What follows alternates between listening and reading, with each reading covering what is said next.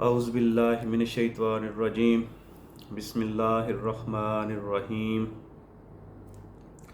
प्यारे दोस्तों, आज जो हमारा मौजू है वो है कश्फुल महजूब, जिसमें हमारा बाब जो है वो होगा तसव्वुफ़। आज हम तसव्वुफ़ के बारे में जानेंगे कि हकीकत तसव्वुफ़ क्या है।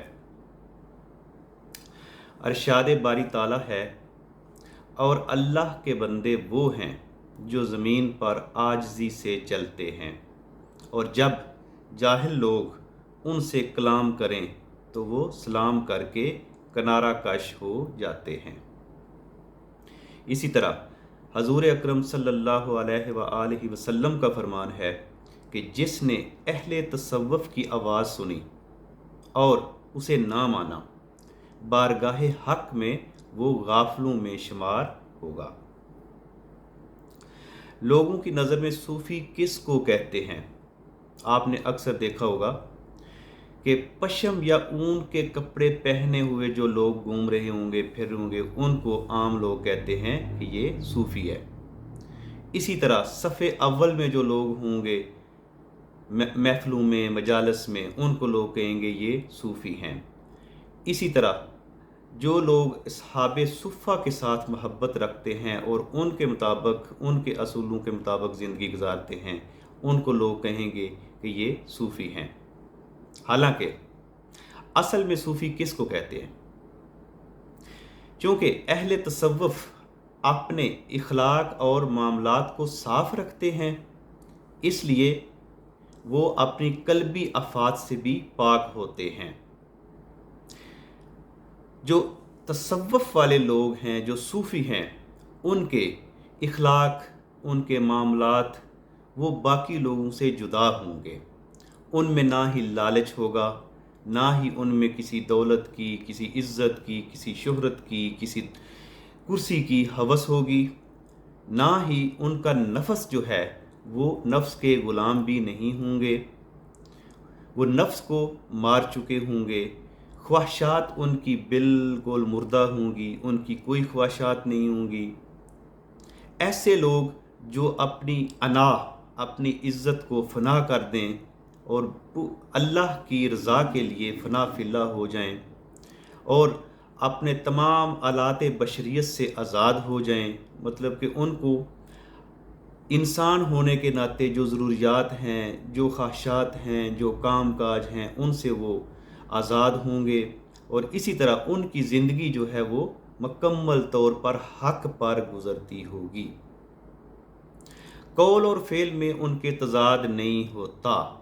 सूफ़ी हमेशा जो बोलेगा वही करेगा, जो उसके दिल में होगा वही उसकी ज़बान पे होगा। ऐसी चीज़ें बिल्कुल वो नहीं करेगा जो उसके अंदर मौजूद नहीं होंगी। वो चीज़ वही बताएगा जो वो खुद करता होगा, जो वो खुद खाएगा वही बताएगा, जो वो खुद बोलेगा वही आगे बताएगा। इसी तरह तसव्वुफ़ हकीकत है और इसमें कोई भी रस्म नहीं, मतलब हकीकत अल्लाह की ज़ात है सिर्फ। तो इसलिए तसव्वुफ़ जो है वो हकीकत इलाही है, इसमें कोई रस्म दुनिया नहीं है। मतलब इसमें तसव्वुफ़ में सिर्फ़ और सिर्फ अल्लाह की ज़ात को देखा जाता है, अल्लाह की रज़ा को देखा जाता है। और ऐसे लोग सूफ़ी जो हैं वो सिर्फ़ और सिर्फ हकीकत पसंद होंगे, अल्लाह की रज़ा वाले होंगे, उनमें रस्म दुनिया कुछ भी नहीं होगा। तसव्वुफ़ वाले लोग, तसव्वुफ़ की ख़ास निशानी ये है कि वो दुनिया से मुंह फेर लेते हैं। उनमें किसी किस्म की ख्वाहिश नहीं होती, उनमें किसी मर्तबे या जाह जलाल की ख्वाहिश नहीं होती। अपनी ज़ात को नज़रअंदाज करके निगाहे हक से देखते हैं।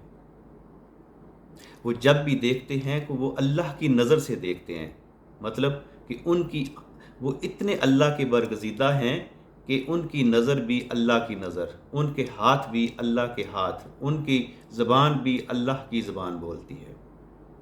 मतलब कि इन्होंने अल्लाह की रज़ा हासिल करने के लिए अपनी हर चीज़ को फ़ना कर दिया होता है। तसव्वुफ़ की बुनियाद 8 ख़ुसूसियात पर है, और वो 8 ख़ुसूसियात कौन सी हैं?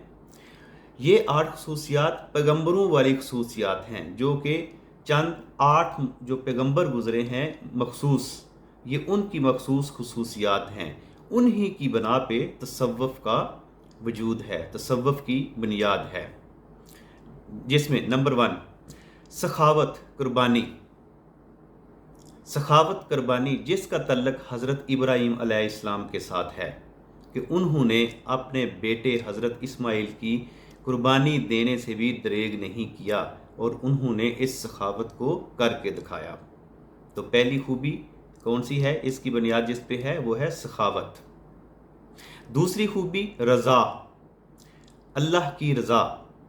حضرت اسماعیل علیہ السلام نے اپنے والد ماجد کی رضا کی خاطر اپنی رضا کو قربان کر دیا، اس کو کہتے ہیں رضا۔ اور تیسرے نمبر پہ صبر۔ صبر، جس نے صبر کیا وہی صوفی ہوا، مطلب کہ صوفیزم کی، تصوف کی صبر بھی ایک خاص بنیاد ہے، جس کے بغیر تصوف ناممکن ہے۔ تصوف صبر کا تعلق حضرت ایوب علیہ السلام سے ہے، کہ کس طرح انہوں نے کیڑوں کی تکلیف برداشت کی لیکن صبر کا دامن نہیں چھوڑا۔ اسی طرح چوتھا نمبر جو ہے بنیاد کا، وہ ہے خاموشی، جیسے کہ حضرت زکریا علیہ السلام، اس کا تعلق حضرت زکریا علیہ السلام سے ہے، کہ جیسے اللہ تعالیٰ نے ان کو 3 دن کے لیے خاموش رہنے کا کہا۔ پانچویں جو خصوصیت ہے اس کی، جس کی بنیاد پر تصوف ہوتا ہے، وہ ہے غربت، جس کا تعلق حضرت یحییٰ علیہ السلام سے ہے، کہ ان کے اپنے بھی بیگانے ہو گئے۔ چھٹا جو ہے پورشن، وہ ہے صوف پوشی، اون کے کپڑے۔ حضرت موسیٰ علیہ السلام اونی کپڑے پہنتے تھے، اس لیے اس کا تعلق، یہ بنیاد بھی صوفیزم کی ایک بنیاد ہے۔ اس کے بعد 7واں جو چیز ہے وہ ہے تنہائی۔ تنہائی کا تعلق حضرت عیسیٰ علیہ السلام سے ہے، انہوں نے تنہائی کے بہت وقت گزارے، اس لیے اس کا تعلق حضرت عیسیٰ علیہ السلام سے ہے، اور یہ بھی تصوف کی ایک کڑی ہے۔ اس کے بعد جو سب سے خاص اور سب سے مقام رکھنے والی بنیاد ہے تصوف کی، وہ ہے فقر۔ اور فقر کا تعلق کس سے ہے؟ ہمارے پیارے آقا حضرت محمد مصطفیٰ صلی اللہ علیہ وآلہ وسلم سے۔ اللہ نے تمام زمینوں کے خزانوں کی چابیاں آپ کو عطا فرمائی، لیکن آپ نے بالکل ہر چیز پشے پست ڈال کر صرف فقر کو اختیار کیا۔ تو اس سے ثابت ہوتا ہے کہ تصوف انبیاء کی خاصیت ہے، جسے اللہ تعالیٰ پسند فرماتے ہیں۔ دعا ہے کہ اللہ تعالیٰ ہمیں بھی تصوف کو سمجھنے اور اسے اختیار کرنے کی توفیق عطا فرمائے۔ آمین ثم آمین۔ السلام علیکم ورحمۃ اللہ وبرکاتہ۔